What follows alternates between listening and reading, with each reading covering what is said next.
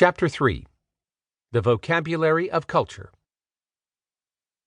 Sir Arthur Conan Doyle's success with his creation, Sherlock Holmes, is largely attributable to the fact that Holmes knew how to make the most of nonverbal communication and extracted the maximum from what he observed. The following excerpt from A Case of Identity aptly illustrates this point. He had risen from his chair and was standing between the parted blinds, gazing down into the dull, neutral-tinted London street. Looking over his shoulder, I saw that on the pavement opposite there stood a large woman with a heavy fur boa around her neck, and a large curling red feather in a broad-brimmed hat, which was tilted in a coquettish Duchess of Devonshire fashion over her ear.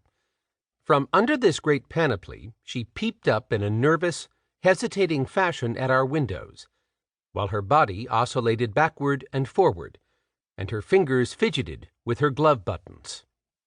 Suddenly, with a plunge, as of the swimmer who leaves the bank, she hurried across the road, and we heard the sharp clang of the bell. "I have seen those symptoms before," said Holmes, throwing his cigarette into the fire. "Oscillation upon the pavement always means an affaire de cœur."